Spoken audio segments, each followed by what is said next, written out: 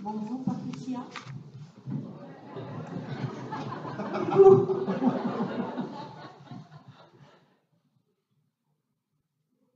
Micro. Alors voilà, oui, voilà. L'émotion monte. Je vous ai connu en 2014, oui, un an après le décès de mon papa. Et j'ai lu votre premier livre. J'ai lu le deuxième, j'ai lu le troisième, et je viens de lire le quatrième. Je voulais simplement vous dire merci. Grâce à vous, j'ai compris que je n'étais pas folle. Je suis à Lyon. On était à Lyon il y a un an, non, en juin. Dans la chaleur de Lyon. On était 6 et aujourd'hui on est 10. Je trouve ça derrière moi. Bravo, merci. Et toutes les 10, on n'est pas folles. Ben, bravo, en tout cas. Ben, merci à vous de le dire. Merci de le dire. Ça me fait plaisir. Je suis sur Facebook. À Chambéry, vous êtes le 19. J'espère que j'y serai. Alors, Chambéry, je crois que ça a été annulé. C'est ma maison d'édition qui a dû annuler, je ne sais pas pourquoi. La librairie, je n'ai pas eu les. Ça a été reporté. Chambéry est reporté. Voilà. C'est la seule date reportée. Et on se reverra. Ben, bien sûr, merci à vous. C'est très gentil. Merci. Merci.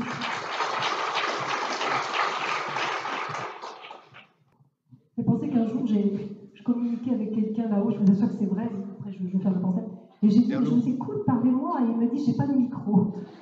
Je me assure que c'est vrai. Hein. Et je me suis dit, mais où est-ce qu'il est pour me dire une chose pareille? Est-ce que ce serait le fantôme de Guy Lux? Je ne sais pas. Bonjour. Parlez un tout petit peu plus fort. Plus près, plus fort. Donc, je voulais également vous remercier. Je suis très heureuse de vous voir, de vous avoir écouté. J'ai également lu vos livres. J'ai, depuis une quinzaine, vingtaine d'années, également des signes, des réponses à des demandes. Et mon mari est parti il y a 1 an et demi. Et je sais que je ne suis pas folle, hein, même si on pense beaucoup que je suis très au perché. On vous le dit ça, on vous dit autour de vous. Et j'ai eu des messages par des intermédiaires, donc des messages écrits qui vraiment sont très très forts, très parlants. Et j'ai beaucoup de signes. Hein. Ça fait 1 an et demi, un peu plus d'1 an et demi qu'il est parti. Il ne se passe pas une journée sans que je lui parle. J'ai même entendu, c'est pas normal. Il faut en faire. Moi, c'est quelque chose de fort. Je sens qu'il est là.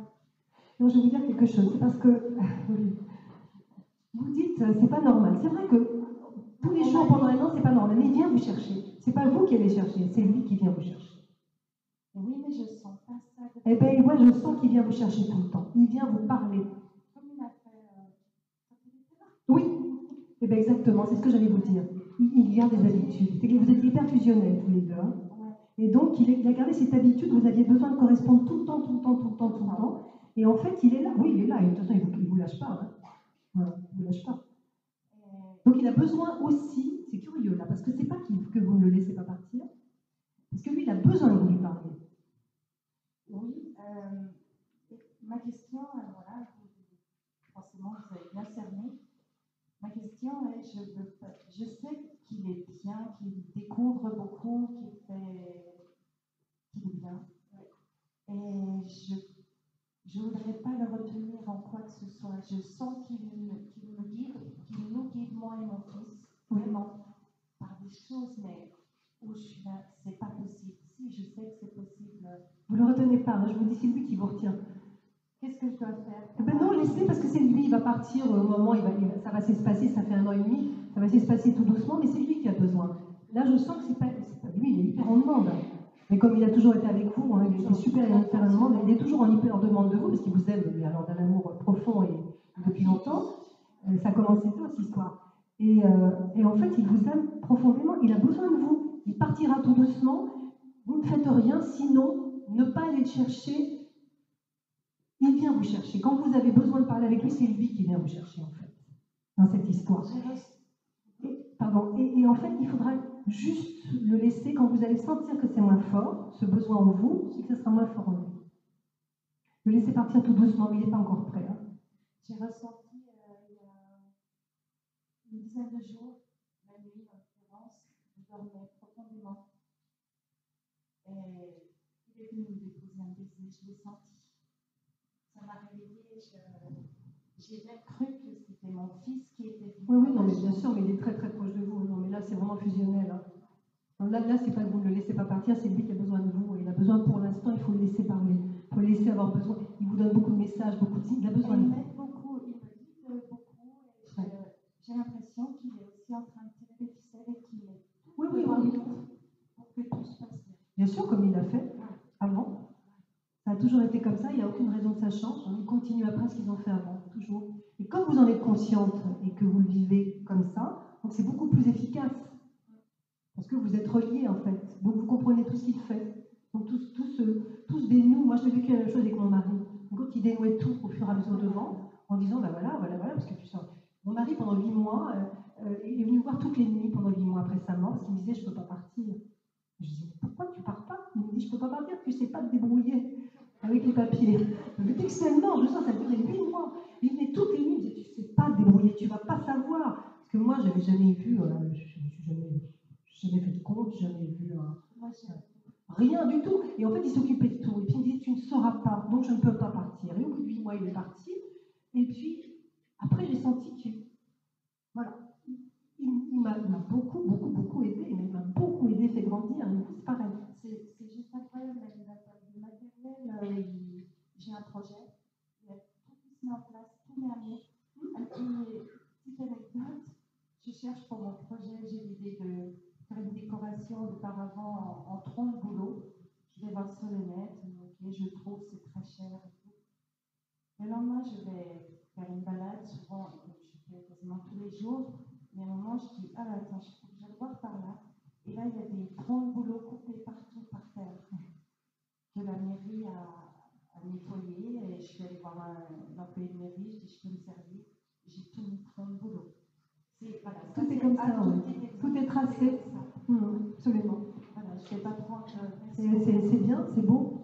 C'est juste extraordinaire. Et puis, effectivement, il y a beaucoup de gens. Et vous êtes... J'en parle pas, moi, j'en parle plus. Par contre, de plus en plus, je n'en parle pas. Mais j'ai des gens qui viennent et qui me disent est-ce que tu as des signes? Est-ce que tu crois aux signes? Et les gens viennent vers moi, des gens auxquels je ne m'attendais pas du tout qui me parlent de ça. Les gens viennent vers moi et me posent des questions. Mais sinon, de moi-même, j'en parle plus. C'est bien, mais de toute façon, il faut laisser en parler, ça peut aussi bloquer beaucoup. Ça peut bloquer, donc il faut laisser les gens venir à vous. On n'est pas obligé de donner des preuves et des choses comme ça. On n'a rien à justifier en fin de compte. C'est frustrant. Merci beaucoup. Merci à vous, merci de votre témoignage.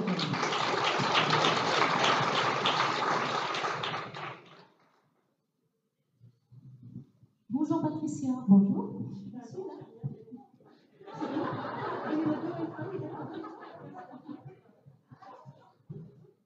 Je ne mets pas mes lunettes. Je mets pas mes lunettes. Je vous vois mieux quand je ne vois pas. Non, je vais vous dire, c'est très étrange. Un jour, il y a un médium qui me dit, chaque fois que je lui parlais, c'est un médium italien, il dit attends, je ferme les yeux pour mieux te voir. Je me suis dit, et j'ai compris. C'est-à-dire que, comme je vois pas beaucoup, je vois bien. Je vous vois bien, je vois surtout tout ce qu'il y a derrière vous. Donc ça, c'est très, très utile. Les lunettes donnent trop de détails et enlèvent tout l'aspect énergétique, en fait. Je vous ressens plus que je ne vous vois, en fait. Je vous en prie, allez-y. Et après, on passera à vous. En fait, je voulais vous remercier parce que vous faites un bien énorme il y a pas mal de gens. Je suis un peu dans la situation de la mère. J'ai perdu mon papa en 2013. En 2014, j'ai perdu ma belle-mère. Et en fait, vos livres, c'était vraiment formidable. Ça vous a aidé. Très, très. Et du coup, j'ai une petite collègue qui n'a pas trop de temps, qui vient de perdre son papa. Et voilà, je lui donne vous dire. Ça se prête, Voilà. C'est bien. J'avais juste une question par rapport à ce que vous avez dit au niveau des enfants qui voyaient les morts jusqu'à 7 ans. Est-ce qu'il y a une possibilité qu'ils puissent le voir après? Oui, mais alors généralement, ça revient après 20 ans. C'est-à-dire que jusqu'à 7 ans, les enfants voient les défunts. Mon fils, étant petit, voyait les défunts. Il n'en a aucun souvenir. Il a 21 ans, c'est pas revenu. Ça ne reviendra pas, ça m'étonnerait. Pas le genre.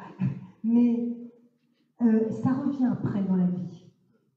Mais généralement, entre 7 ans et on va dire 25 ans, généralement, hein, pas toujours, hein, il y a des exceptions, il y a des jeunes médiums de 18 ans, etc., qui sont très forts et qui développent, parce que pour développer la médiumnité, il faut avoir, je le dis dans le bouquin, hein, il faut avoir une dose d'hystérie assez importante. Ça fait rire, parce que je suis une grosse hystéro, là. Et c'est vrai qu'il faut beaucoup d'hystérie, c'est l'énergie dans laquelle vont puiser les entités pour se matérialiser, c'est l'hystérie. Freud, quand il soignait les hystériques, on disait hystérique, ça faisait un peu maladie honteuse, mais pas du tout, c'est une forme énergétique. Par exemple, les hystériques du temps de Freud faisaient tomber des pluies de pierre dans l'intérieur des maisons, il y avait des pluies de pierre, il y avait des tas de phénomènes de poltergeist, etc., par l'hystérie. Et en fait, l'hystérie est une force. Et c'est pour dire quoi, je dis ça, je ne sais pas. Je perds la boule. Oui, pour dire que les jeunes, effectivement, qui ont une dose d'hystérie, c'est pour ça qu'il y a beaucoup de filles, beaucoup plus de filles que de garçons, mais il y a des jeunes gens qui ont une hystérie plus développée et qui sont beaucoup plus sensibles et beaucoup plus médiums, en fait. C'est une hypersensibilité, l'hystérie. Et donc, oui, après, ça revient. Généralement, ça revient dans la vie, sauf quand on le refuse. Beaucoup le refusent. Ah oui, je me parle là, je m'entendais, je suis bizarre, je m'entends aussi. Allô? Ça, n'importe quoi. Oui, donc voilà. Après, c'est au choix de chacun, mais généralement, un enfant qui a vu revoit plus tard. Ouais. Mais s'il le veut, quelquefois, il le refuse inconsciemment. Est-ce que vous avez l'impression que les hommes sont moins réceptifs? Ah bah oui. Parce que... Ah non, il y en a. Il y en a. Les hystériques. Non, je veux dire, moins réceptifs Non, non. à ce que vous... Oui, bien vous sûr. essayez de faire passer Bien comme sûr. message. Voilà. Pour plusieurs raisons. Parce que d'abord, je suis une femme.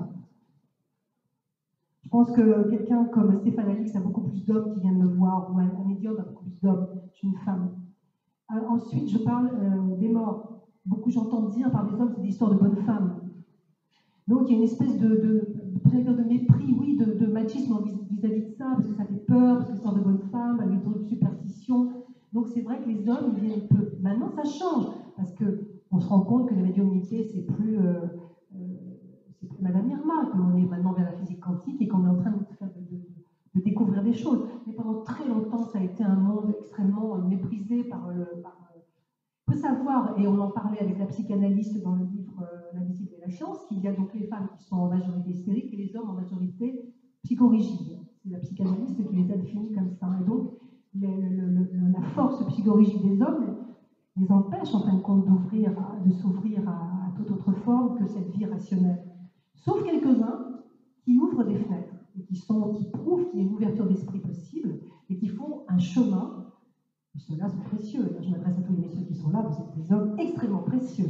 Et j'espère que vos femmes s'en rendent compte. Mais c'est vrai que vous êtes les hommes. Il y a beaucoup moins d'hommes que de femmes, et les hommes généralement sont des gens très intéressants parce qu'il y a une démarche, une ouverture d'esprit vers autre chose qui est vraiment qui donne une réflexion très très intéressante. Mais nous, les femmes, on est beaucoup plus ouverts à ça, effectivement. Par la force des choses. Merci et continuez à écrire des livres. Merci, merci à vous, c'est gentil. Merci. Alors, on va passer à la dame là-bas qui voulait poser sa question. Parlez bien près du micro. Voilà. Quand vous vous entendez là, c'est bon. Non, on ne vous entend pas. Parlez plus fort, vraiment. Faites comme moi, parlez fort. Ouais.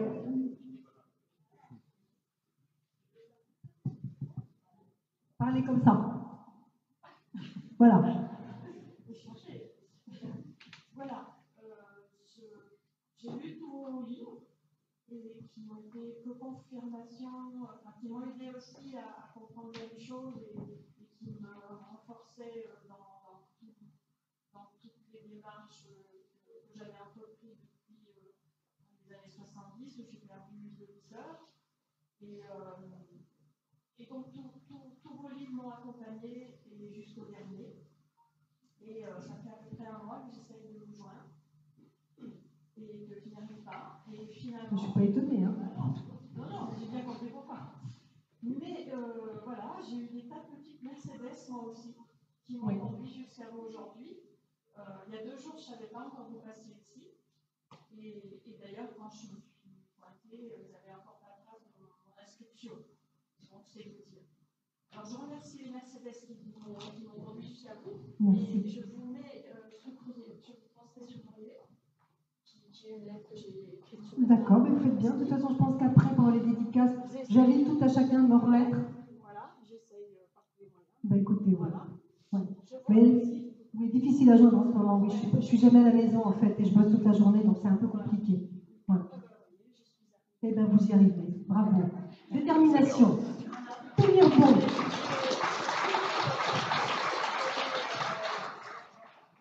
Pardon.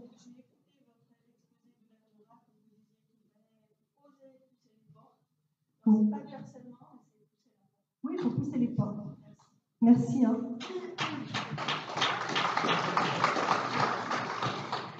Bonjour Patricia. Bonjour. J'ai fait votre connaissance en 2014 et votre site d'ailleurs que je suis depuis. J'en avais parlé à maman. On était très branchés sur ces questions depuis tout le temps. Et on avait parlé de vous, on savait que vous passiez à la radio, enfin on s'est un peu intéressé à vous comme un relais et un questionnement par rapport à nos croyances. Enfin, je dis croyances, c'est pas religieux, hein, c'est sur l'après. Maman est décédée début janvier brutalement. Et en fait, on s'était fait la promesse l'une et l'autre depuis tout le temps. On avait toujours dit, on y croyait, donc on s'était dit, la première des deux qui part, téléphone à l'autre. Parce que nous, c'était pas le micro, c'était le téléphone. Et vous avez parlé des Madame Irma, tout ça. Donc, ma question, c'est, sans Madame Irma, comment faire pour téléphoner à l'autre? Il n'y a pas de... Je pense que si votre maman essaie de vous joindre, et si elle arrive, elle parvient à vous joindre, vous savez, ça, les promesses qu'on se fait avant, c'est très compliqué à les tenir après. Parce que quand on se les fait, on est ici et maintenant. Quand on passe de l'autre côté, on est dans une autre dimension, on n'est vraiment plus du tout avec les mêmes repères et les mêmes sensations. On est soi. Donc on n'est plus du tout là-dedans et il y a beaucoup de choses qui passent à la trappe. En revanche, il y a un lien qui est toujours là avec votre maman. Elle est là. Maintenant, quand vous dites le coup de fil, c'est sous quelle forme? Oui, mais c'était parce qu'on s'appelait, Un coup de fil, oui. On s'appelait tous les 2 jours, voilà, et c'était, on se fera coucou après, quoi, ça s'arrêtera pas. C'est très compliqué pour eux de faire coucou et de. Oui. C'est très compliqué. On dit oui, il m'avait promis, mais c'est pas une promesse qu'on peut. Non, oui, on s'était promis par rapport à. Alors, soit vous allez avoir des signes, à mon avis, mais le problème c'est que vous les attendez, donc ils ne peuvent pas venir. Non, depuis que je vous lis, parce que j'ai lu vos bouquins. Ouais, il ne faut pas attendre les signes. J'ai lâché. Sinon, je vois des papillons partout. Oui, c'est ça. Non, mais voilà, parce qu'on peut voir des signes, mais oui. Oui. Mais il faut lâcher, il faut attendre un signe, c'est être sûr de ne jamais l'avoir. Parce que quand on attend, on bloque l'arrivée du signe. Hein, on sait que c'est énergétique tout ça. On peut essayer de nous transmettre quelque chose et nous, on bloque l'arrivée en attendant. On attend, et l'attente, c'est une espèce de truc lourd, l'attente. Hein. On peut espérer quelque chose, c'est léger l'espoir, mais l'attente est lourde. Et donc on bloque toute arrivée. C'est au moment où vous n'attendrez pas et où vous ne penserez plus à ça que vous aurez le signe. Et le signe inattendu, le signe inespéré, le signe que vous attendiez depuis longtemps, c'est à ce moment-là que vous l'aurez. C'est pas avant, parce qu'avant, quand vous l'attendez, vous pouvez tout interpréter. Donc c'est pas bon. Il faut juste que vous viviez, et il y a un moment dans la vie où elle vous envoie le signe qu'on espérait. Le signe, on dit, oh, mince alors, si j'avais... Peut-être quelqu'un vous parlera de votre mère un jour en disant, médium, vous allez aller quelque part, dit votre maman est là, elle est comme ci, elle est comme ça, et elle vous dit ça. Ou bien ça sera quelque chose chez vous que vous ne pourrez pas nier comme étant un signe. Une trace sur une vitre, un cœur, et quelque chose de très élaboré, pas quelque chose d'approximatif. Le signe n'est pas approximatif, il est très élaboré. Il ne faut pas l'attendre. Parce que les médiums, quand vous parlez des médiums, pour vous, est-ce que ça peut être un canal comme un coup de fil? Est-ce que si je vais voir une médium, alors je ne sais comment, et que j'essaye d'établir le contact, il s'établira ou... Écoutez, vous faites après, c'est vous qui voyez ce que vous voulez faire. Mais le coup de fil, je te donnerai un coup de fil. Moi, tout dépend de ce qu'on appelle un coup de fil de l'autre côté. Là, c'était la première des deux qui part téléphone à l'autre. Téléphone. Alors, vous pensez au téléphone. Est-ce que ce sera le téléphone? Je ne pense pas. Ce sera quelque chose qui fera penser à un téléphone, mais qui ne sera pas un téléphone. Ok, merci. Mais ne l'attendez pas, il viendra sans Ça, attendre. j'ai compris qu'il ne faut pas attendre. Merci.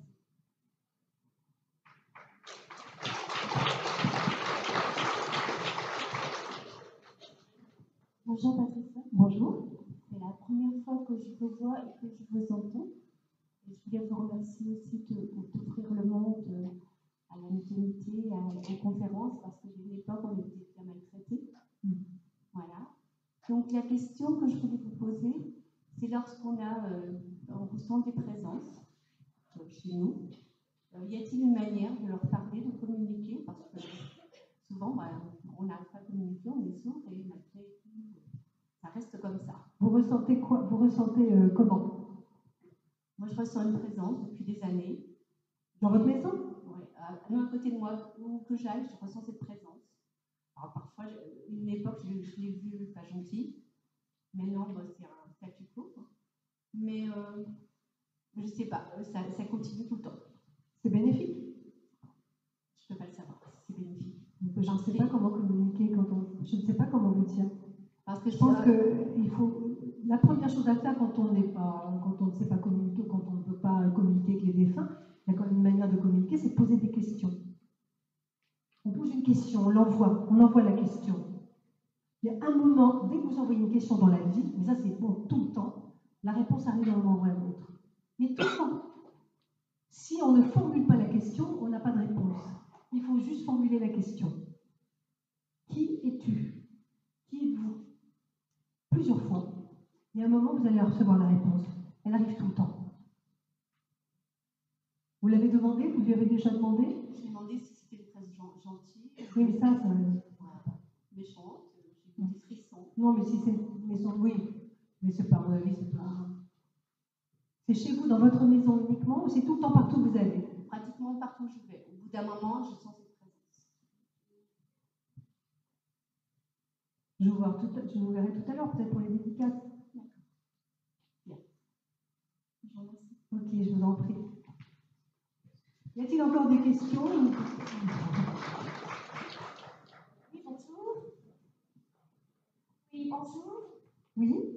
Où? Là-bas? Oui, je voulais vous demander, parce que le soir, j'ai pour habitude d'allumer une bougie. Et je leur demande, et je vous êtes là, je discute un petit peu avec les femmes qui veulent bien venir. Et il arrive que la bougie crépite énormément. Alors, je voulais savoir si je peux prendre ça comme un signe. Ou si c'est moi. Les bougies, oui. Mais après, vous savez, ce sont des choses, comment vous dire, c'est très agréable la bougie.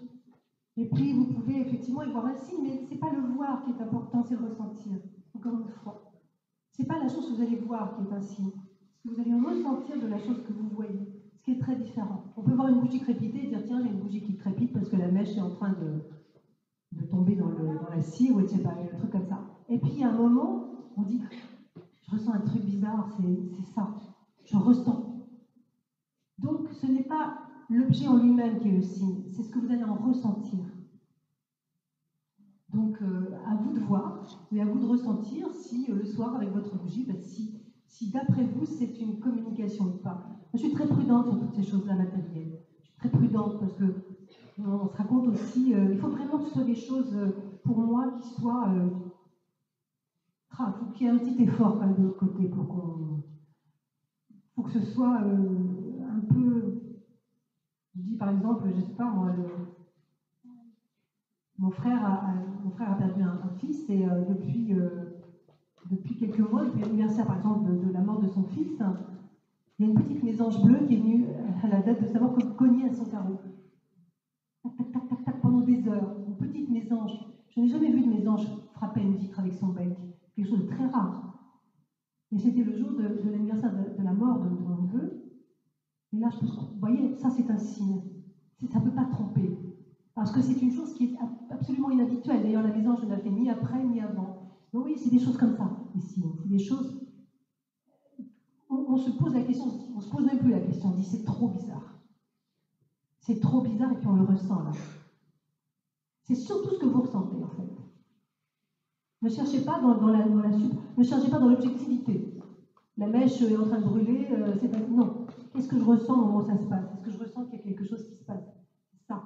En fin de compte, il faut faire marcher un peu son ressenti, son cœur, ce qui se passe à l'intérieur de soi. C'est comme ça qu'on fonctionne, en fait. Avec le ressenti.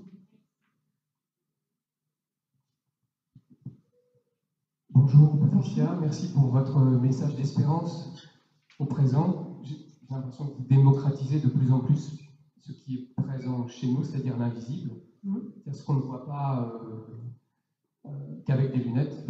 Oui, exactement. Bon, ma question concerne en fait l'histoire de France. Oui. Vous avez évoqué tout à l'heure la capacité qu'on avait à, comment dirais-je, à se tourner vers la vérité. Vous avez parlé de Napoléon très rapidement.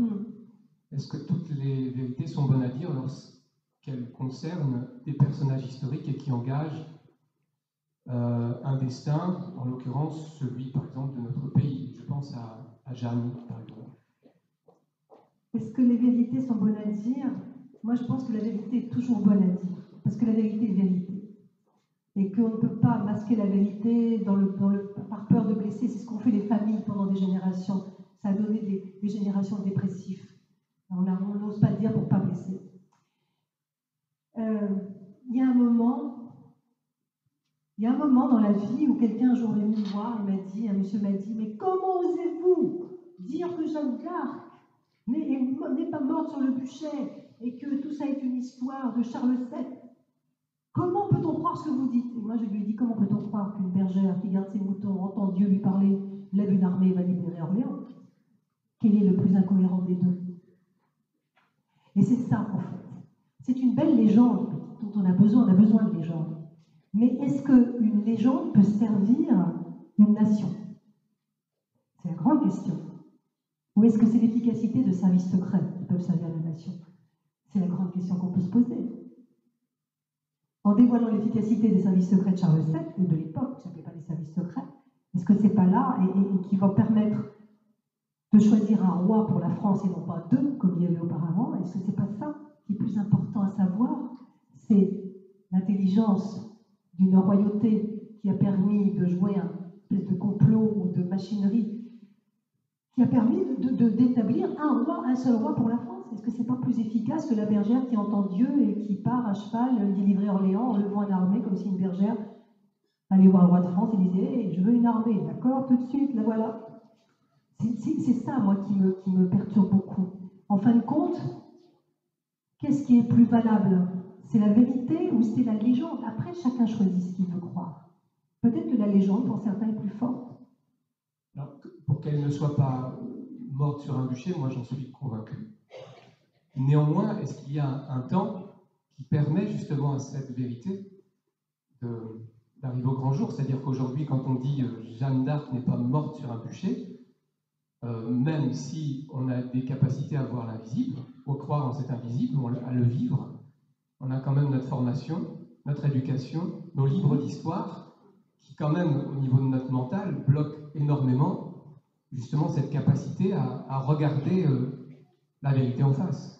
Il y a quand même des historiens qui le disent aujourd'hui. Oui, et donc, ce qui est formidable, c'est qu'il y a des historiens qui commencent à dire ben oui, finalement, on n'a pas tellement, en regardant les minutes du procès, on n'a pas tellement de preuves qu'elle est morte sur le bûcher. Et puis, cette fille qui est arrivée sur le bûcher, elle avait une cagoule jusque-là, personne ne l'a jamais vue. C'est tellement facile, hein, personne, Jeanne, on n'a jamais vu le visage de Jeanne.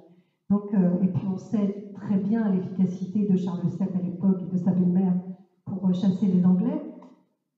Donc je pense que oui, bien sûr qu'on a notre éducation qui nous retient.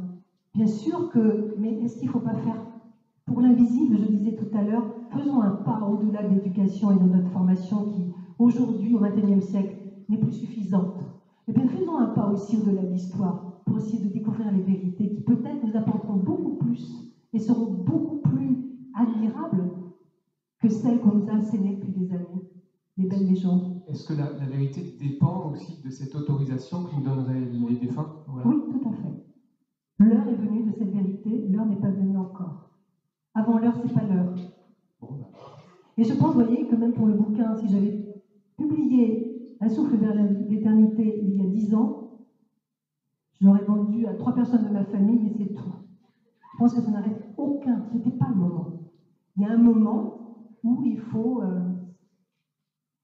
franchir. L'histoire de Napoléon, c'est pareil. L'histoire de Napoléon, que je ne raconte pas tout dans le livre, parce qu'elle a duré 6 mois. L'histoire de Napoléon avec la famille Bonaparte. Ça a même été une procédure judiciaire, pour tout vous dire.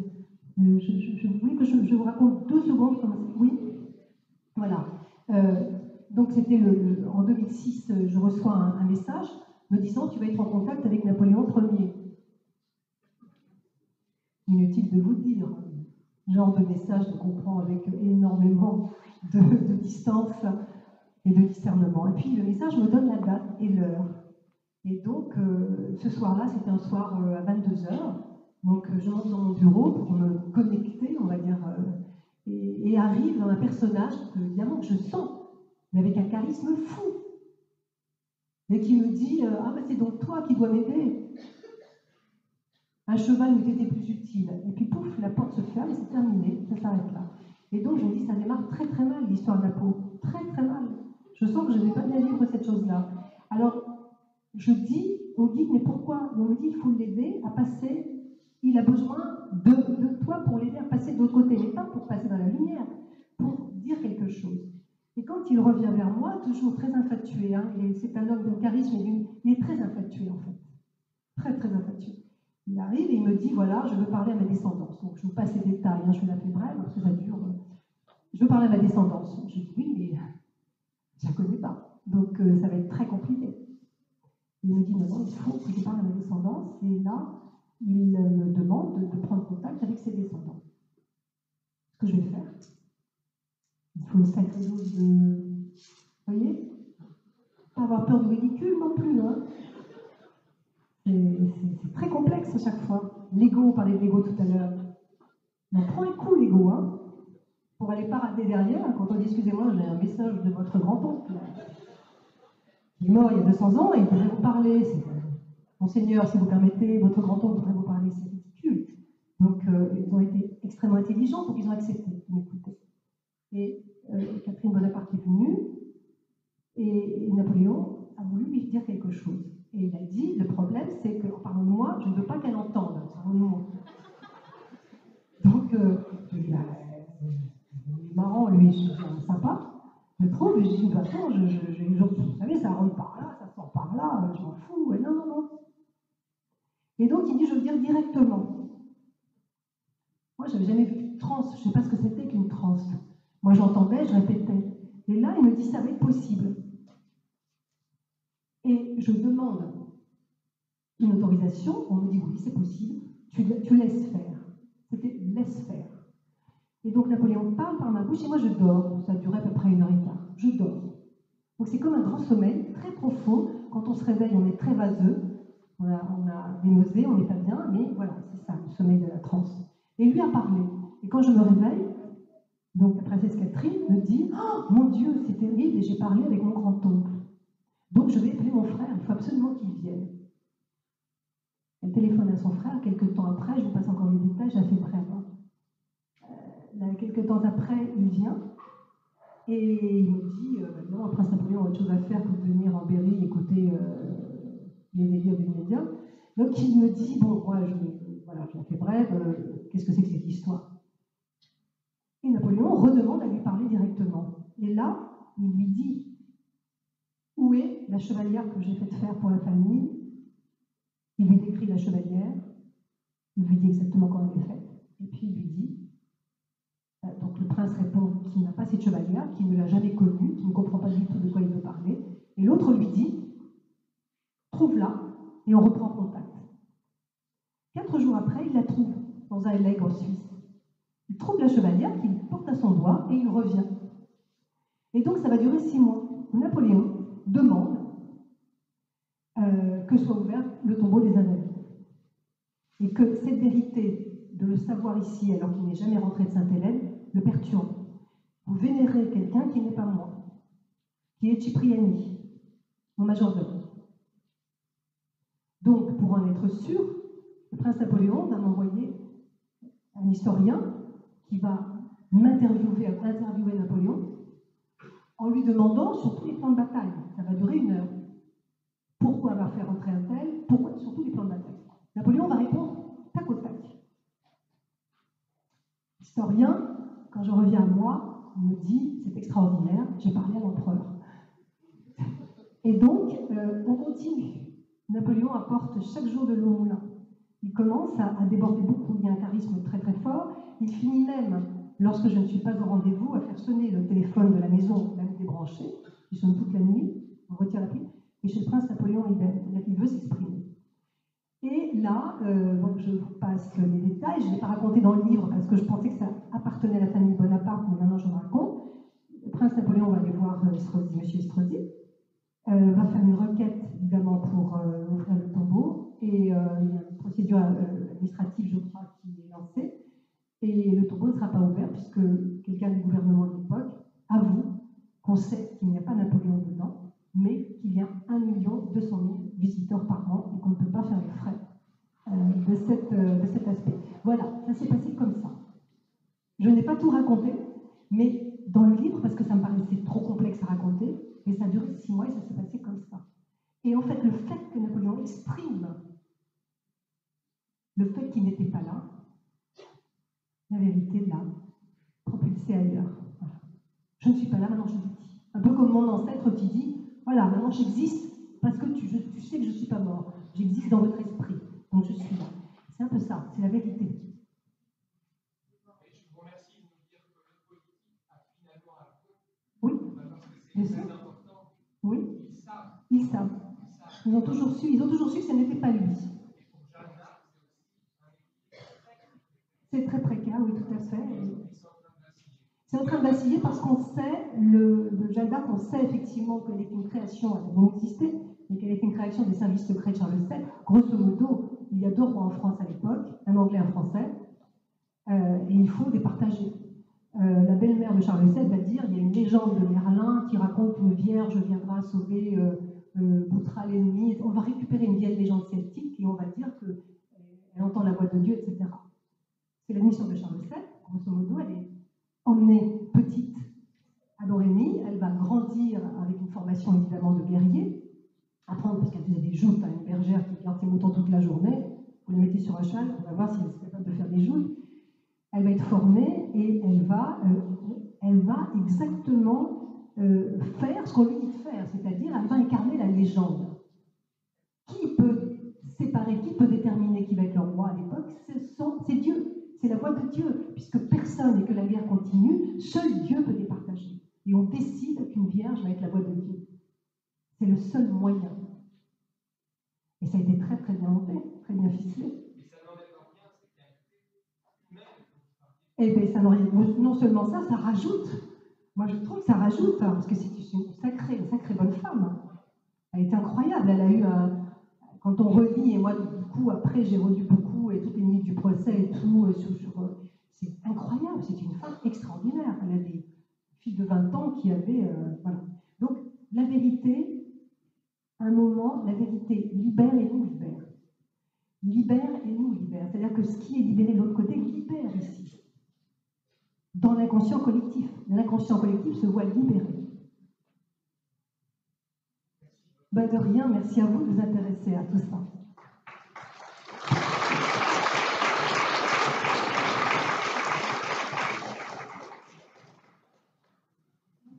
Bonjour.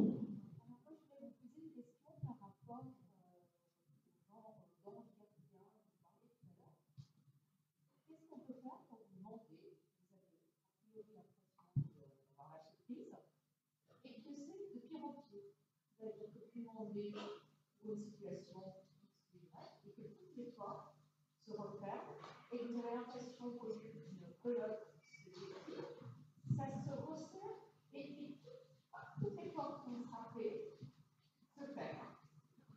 Parce que vous n'allez pas dans le bon sens, ça ne vient pas de votre ange gardien. C'est-à-dire que quand tout se resserre et que tout part à l'envers, c'est qu'on prend exactement la direction opposée de la direction qu'on doit prendre. C'est-à-dire que ça ne vient pas de la non-action. Ça veut dire qu'il ne peut pas agir tant que vous n'avez pas agi dans la direction opposée.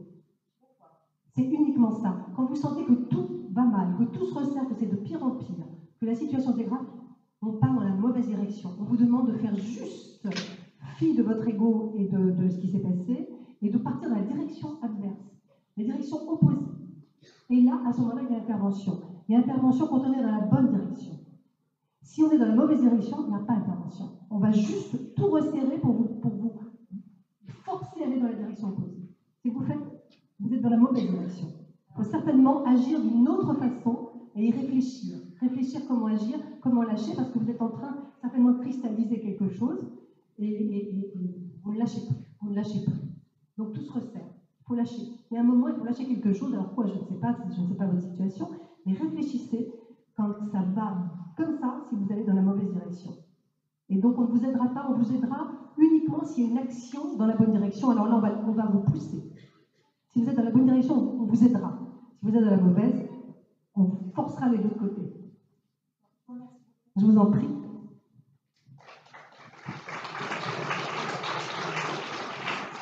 Bonjour. Bonjour. Bonjour, je me présente, je m'appelle Anton. Moi, je voulais vous remercier tout d'abord à vous, depuis Kardec, vous bousculez, vous dites les vérités, vous bousculez les dogmes, les religions, ça c'est très bien.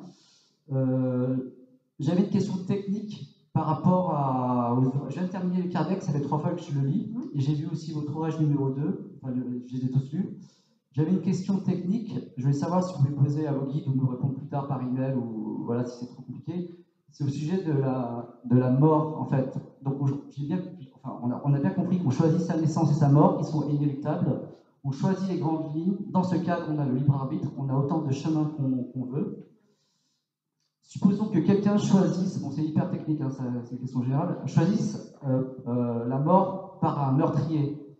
Comme le meurtrier, il a le libre arbitre, s'il décide au dernier moment de ne pas tuer la personne, ce qui est très bien évidemment, parce qu'il agit dans le bien, est-ce que celui qui devait mourir par le meurtrier va tout de suite mourir par un autre meurtrier, voilà, et réciproquement, dans l'autre sens, si quelqu'un qui ne veut pas mourir par un meurtrier subit le libre arbitre d'un meurtrier mauvais qui veut tuer, est-ce que les guides sont infaillibles, ils vont pouvoir empêcher cela? Vous voyez? Oui, est-ce qu'on a le choix de mourir de cette façon-là ou pas? C'est ça en fait. Voilà, oui. Ouais. Est-ce que ça remet en cause tout? Oui. Ben, c'est pas forcément comme ça que ça se passe en fait. On a le choix, mais vous savez, je vais vous dire un truc qui va paraître absolument pas politiquement correct, mais on se rend compte dans les témoignages de gens qui parlent de ça, c'est que les histoires de meurtre, etc., on se rend compte que quand on interviewe, on a des formations professionnelles, oui, parce que j'interviewe les morts, en fait, je leur casse les pieds, je leur pose une question tout le temps. Quand on leur demande, mais pourquoi vous avez été tué par cet homme, etc., et en fait, ils répondent, moi, on m'a répondu un jour, c'est une affaire entre lui et moi. C'est-à-dire, on a l'impression que c'est une affaire entre eux, c'est une affaire qui les lie, même s'ils ne se connaissent pas, que dans un autre plan, ils ont quelque chose à régler. Même si ici ils ne se connaissent pas, même si c'est un meurtre gratuit, un meurtre comme ça, un meurtre... vous voyez ce que je veux dire? Ouais, donc tout est tellement plus intelligent, il y a tellement peu de place pour le hasard dans cette vie, que tout est soigneusement calculé. Mais supposons que celui qui avait fait ce pacte de devoir tuer pour faire évoluer la famille, etc., il décide au dernier moment, c'est très bien de ne pas tuer, est-ce que là-haut, l'univers, on va appeler l'univers ou la vie, va faire en sorte qu'il meure tout de suite parce qu'il fallait qu'il meure? Non, ça ne se passe pas comme ça. Mais dans ce cas, la mort n'était pas... Enfin, la règle, on doit mourir à tout prix... non, on ne doit pas mourir à tout prix. Il y a aussi les gens qui sont sauvés, c'était pas ton heure. Oui. C'était pas ton heure. Les gens qui ne prennent pas l'avion, qui devaient s'écraser. Et pourtant, ils étaient sur la liste et ils ratent l'avion. Donc, il y a un moment, ça aussi, c'est un enseignement, en fait. Ça aussi, c'est un enseignement. C'est pas à tout prix. Il y a des choses, il y a même des drames qui sont des enseignements. Tout est un enseignement, même les choses les plus insupportables. Même les plus insupportables pour l'intelligence et l'esprit sont des enseignements. Donc, il n'y a pas de mourir à tout prix, il y a juste pas comme ça, pas maintenant. Ouais, parce que je trouve que c'est une logique implacable, la réponse des esprits guides à Kardec, je trouve que c'est hyper bien fait au livre aussi. Oui, bien sûr, mais après, oui. Mais Kardec, ça évolue. Oui, ça évolue, ouais, je sais. Ouais. Alors justement, pour revenir à Kardec, j'ai vu votre interview récemment, je rebondis là-dessus. Vous disiez que depuis Kardec, et vous avez tout à fait raison, depuis, il y a eu les 2 guerres mondiales, et après, il n'y a plus rien depuis. Est-ce que, par le biais de vos connaissances, est-ce qu'on ne pouvez pas trouver au contact des physiciens, des médecins qui pourraient prendre le relais de Kardec et interroger, faire la suite, quoi. Voilà. C'est en train de le faire. Il y a Ouais. beaucoup de physiciens qui sont en train de travailler. Poser des questions à l'esprit. Vous ne pouvez pas savoir le nombre de physiciens et de gens qui sont en train de travailler là-dessus. Il y a une ouverture qui est en train de se faire. Vous allez voir d'ici quelques années, ça s'ouvre vraiment. On va avoir vraiment des textes et des gens extraordinaires. La suite des questions-réponses. Et après, pour avoir, vous voulez dire une figure de proue, c'est ça?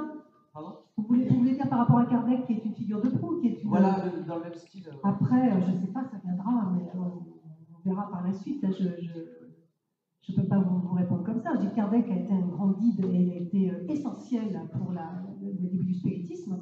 Maintenant, il est un petit peu dépassé, c'est normal. C'est comme si on continuait de, je ne sais pas moi, faire la politique de Napoléon, quoi. Il a été peut-être important pour l'Europe, mais c'est impossible. Voilà, il y a des choses qui se sont passées depuis. Et Kardec, il y a tout un système de pensée qui a évolué, même par rapport à son au-delà, par rapport à ses esprits à lui. Ouais, Ça a beaucoup évolué parce que le monde change, tout change, rien n'est fixe, tout évolue tout le temps, et même de l'autre côté, on évolue sans cesse, comme ici. En tout cas, merci à vous, c'est important de connaître la vérité, parce qu'il y a tellement d'absurdité dans les religions, et même la politique, etc. Et grâce à des personnes comme vous, je trouve ça très bien, ça fait pousser. Je pense que, en fait, ce que je dis pas, je pense que tout le monde le pense au fond. Hein. Tout le monde en est revenu de tout ça, on est un peu fatigué. Et on a envie de sortir de tout ça. Et puis je pense qu'on a envie de se faire une vie, une spiritualité autonome et agréable, quoi, pour vivre avec les autres en bonne intelligence, sans avoir recours à tous ces systèmes. En fait, comprendre le système, c'est du bien aussi. D'accord. Voilà, merci beaucoup. Merci à vous.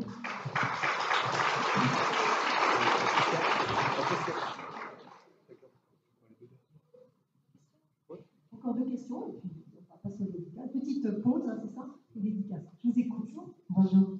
Avec mon mari, on a rénové pendant 12 ans une maison qui datait, la charpente était datée de 1800. Et c'était une ancienne maison forte. Un jour, je l'ai pris en photo à la grange en train de faire un soulivage et sur le mur, sur cette photo, il ressort avec les ombres un visage. Certaines nuits, il a eu des visions d'une personne, une femme âgée qui était son arrière-grand-mère. Les jours où on n'était pas là, quand sa grand-mère était dans la maison, elle nous a dit, vous en êtes sûr que tout est bien fermé parce que ça marche chez vous. Et on s'est aperçu en fait qu'on n'était pas tout seul. Ça c'est certain, on est nombreux là-dessus. Voilà. Et, ah bah oui, mais venez chez moi, vous allez voir si tout se... On se réveillait le matin avec les lumières allumées, tout ouvert, toutes les portes ouvertes, alors personne n'est rentré. Mais ça, c'est parti. Oui, mais moi je vis ça tout le temps, mais il y a beaucoup de gens qui vivent. Nous, sur le coup, ça nous a fait ah ben ça fait peur, c'est sûr. C'est pas, franchement, c'est pas tranquille. Ça tranquillise pas beaucoup. Puis après, quand on sait d'où ça vient, en fait, on s'y habitue. D'ailleurs, je leur laisse les clés, moi, tout simplement. Je sais que la maison est bien gardée, que voilà. Non, mais c'est sûr, je comprends. En fait, ce que vous dites, oui, mais les maisons habitées, on n'est pas seul, on entend marcher. Et on a dû faire venir quelqu'un pour entre guillemets, nettoyer la maison. Oui, ça n'a pas duré longtemps, je suppose. Pour pouvoir la vendre. Vous l'avez vendue? Oui, on l'a vendue. Vous l'avez vendue. Vous êtes content, il faut pas être content. Des histoires familiales, donc on a vendre la maison. Ah oui, moi j'ai une maison hantée. Alors, ouais, la petite maison que j'ai achetée, alors il y a un galon romain dedans qui ne peut pas partir. Il n'y a rien à faire. Je me dis, je vais la vendre parce que j'avais prise pour recevoir une toute petite, il y a 2 pièces. Je me dis, je reçois ma famille dedans, comme ça, c'est sympa, il y a un jardin, il y a la rivière et tout. Mais à chaque fois que quelqu'un vient, ils entendent toute la nuit autour du lit. Et puis ils entendent marcher, et la cuisine, et les chaises qui bougent. Et mon fils qui a dormi un soir, vous étiez avec des copains, lui dormait en haut un soir, les autres étaient en bas. Et mon fils me dit qu'il se réveille, il voit une ombre qui le regarde comme ça dormir. Et lui, qui n'est pas plus médiocre que ça, lui dit, mais il pensait que c'était son copain qui était en bas, qui était Geoffrey. Il dit, c'est toi Geoffrey? Et il me dit, j'ai vu, l'ombre a fait ça, et elle est passée à travers le mur. Et puis j'en ai déduit que c'était pas Geoffrey. Et il descend, et le fameux Geoffrey était avec un balai à la main en train de dire, il y a un mec qui était dans la cuisine et qui est passé à travers la poutre. Et donc, ils n'ont plus jamais dormi. Le problème, c'est qu'après, plus personne ne peut dormir. Et c'est fatigant. Au bout d'un moment, alors je me dis la vendre, je ne vais pas la vendre, parce que celui qui viendra après aura le même héritage. Donc, on se la garde. Et on fait avec. Ah ben oui, remarquez. Alors il y a aussi le fait que certains peuvent le sentir et d'autres ne le sentent pas. Ça dépend de la psychorigidité des personnes. Voilà, mon mari le ressentait énormément et moi pas du tout. Ah ben excusez-moi, alors j'ai rien dit.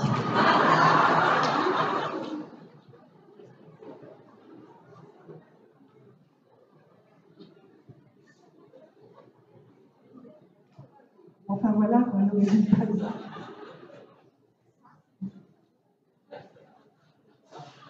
Et voilà. Encore une question ou... Voilà, sur la gauche, Oui, bon, je ne sais pas si on m'entend. Oui, bonjour, bonjour. C'est la première fois que je viens. J'ai lu votre dernier livre et c'est vrai que ça m'a beaucoup aidé. Voilà, moi j'ai une question. Est-ce qu'on peut recevoir un message d'une personne de chair qu'on a perdue il y a des années par le biais d'un enfant? Ah oui. Ah ben oui, oui, bah, l'enfant, c'est un... Oui, bien sûr. Voilà, Comment? Ah là là, mais comment? C'est un vecteur formidable. Parce que je me demande si c'est dans ma tête, en fait. Voilà, j'ai perdu un petit frère à l'âge de 4 ans, en 72, de qui j'étais très proche. Et j'ai eu un petit-fils qui a 17 mois aujourd'hui, et que je garde une fois par semaine. Et j'ai une relation, enfin le soir, quand je me couche, je le prends dans les bras, et depuis qu'il est né, chose qu'il ne fait pas du tout avec sa maman, il n'accepte pas du tout d'être dans les bras de sa maman le soir pour les câlins. Il me regarde intensément pendant de longues minutes, on se regarde tout simplement, et il me réconforte. Je sens, j'ai l'impression... Vous ressentez votre petit frère en fait. Voilà. Et je me dis, est-ce que c'est moi qui peux vivre? Les enfants sont des vecteurs formidables, hein. Les enfants sont des vecteurs extraordinaires. Donc des messages par des petits-enfants qui vont, soit pour un petit bébé comme ça qui ne peut pas encore parler et qui va vous regarder et intensément et vous allez ressentir le message, soit par des petits-enfants qui vont vous dire des choses ahurissantes. En disant, j'ai la grand-mère, il y a ta grand-mère qui est venue me voir, un enfant qui n'a jamais connu la grand-mère, qui décrit. Ça, il y en a. Mais alors, c'est incroyable, il y a énormément de témoignages de ce genre. Oui, il y a beaucoup. Mais c'est un regard qui est transperçant, vraiment. Et qui donc, est arrivé à un moment, en plus, cet enfant est arrivé à un moment de ma vie où j'en avais vraiment besoin. Ouais.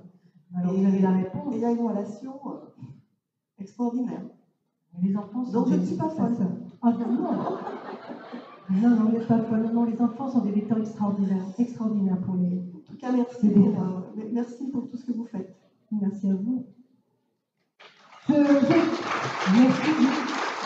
La dernière. Oui, il y a une question. Une petite dernière avant la route, avant de prendre la route. Vous acceptez encore une question? Non, allez-y, bien sûr, je plaisante. Allez-y, je vous écoute.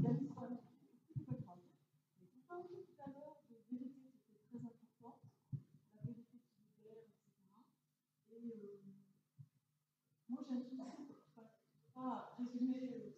Ah, pardon, je ne voudrais pas résumer. Restreindre. Ah, là, c'est pire, là, on n'a plus rien. Là, on a la malédiction du micro, là. Il faut lui répondre, hein, parce que là, à celui qui appelle. Là. Allô?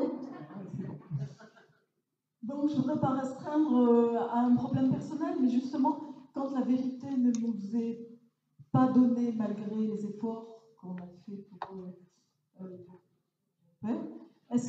comment ça se fait qu'une vérité peut être cachée? Dans quel sens? Je ne comprends pas. Une famille, bah, c'est les gens qui la cachent parce que ça fait honte. Non, justement, mais j'ai demandé à différents médiums. Ah non, mais les médiums ne vous révéleront pas ce que votre famille vous a caché. C'est pas à nous de le faire. Ah non. Ah non. C'est pas nous. Un défunt qui vient me demander de transmettre une vérité, le défunt, il vient me dire parce qu'ils n'entendent pas. Donc c'est différent. Mais quelqu'un vient dire, dites-moi ce qu'on me cache. Jamais de la vie. C'est pas moi. C'est à vous de faire la recherche. C'est à vous de faire la recherche sur la vérité qu'on vous cache. Vous voyez, moi, je n'ai jamais fait de recherche et il y a un truc qui m'arrive. Je me posais des questions. Je me suis juste posé des questions. On se pose des questions. Mais pourquoi? Ça me paraît bizarre. Il y a un moment dans la vie. Parce que la vie, elle est comme ça. Hein. Elle enregistre la question, elle vous fournit la réponse, elle vous la balance à un moment où on ne l'attend pas. Et à un moment, on dit, voilà, hop, c'est le moment. Voilà la liberté, la vérité qui va libérer. Mais c'est vraiment pas au médium de vous le dire. Le médium vous dire, d'ailleurs, elle n'a pas accès. Le médium n'a pas accès à la vérité de votre famille. C'est quelque chose qui vous est personnel, qui appartient à votre inconscient collectif familial. Ça n'appartient à personne d'autre. Et moi, je transmets juste ce que les défunts me demandaient qu'on n'avait jamais. J'irais dire aux gens, bah oui, alors, dedans, votre grand-père, c'est pas privé, hein. Jamais, non. Non, ça n'existe pas. C'est à vous et de poser les questions et de chercher. La réponse arrivera toujours. La réponse arrive toujours. Juste, pour qu'elle arrive, il faut se formuler des questions. C'est pas d'aller dire oui, je pourrais savoir. Non, pourquoi? Pourquoi? Moi, je m'étais posé une question il y a 1 an et demi, j'ai la réponse qui est arrivée il y a 4 jours. Tiens, pourquoi? Et le pourquoi, il a fait son chemin, je n'y ai plus pensé. La réponse arrive. À part que les médiums en question m'ont dit non, vous ne saurez jamais la vérité sur votre père, vous le saurez seulement au moment de votre mort. Est-ce possible? Ah ben, quand on meurt, on sait tout, ouais, c'est clair. Mais c'est un peu tard pour les autres. Non, quand on meurt, on a accès absolument à tout, on a accès à toutes les archives. Les gens qui passent de l'autre côté ont accès à toutes les archives. Ça ne dure pas très longtemps parce qu'après on replonge dans une autre vie, parce qu'il faut dire qu'on est mort plusieurs fois avant de venir ici. Hein. On ne s'en rappelle pas, hein, parce que là on parle de la mort comme si c'était la première fois. On est mort un sacré paquet de fois avant, mais on n'a pas de souvenir. Et quand on meurt, quand on passe, on a accès à tout. On dit ah, je sais tout. Oui, alors le problème, comment on se construit avec ça? Comment se construire? C'est notre problème, c'est de se construire et de chercher justement, et de ne pas arrêter et d'y aller. Comme disait Madame tout à l'heure, on y va, on ne lâche pas. On y va, on ne lâche jamais. On lâche prise, mais on est déterminé en permanence, on est déterminé. Merci infiniment. Merci à vous, bon courage. Merci à vous. Petite chose,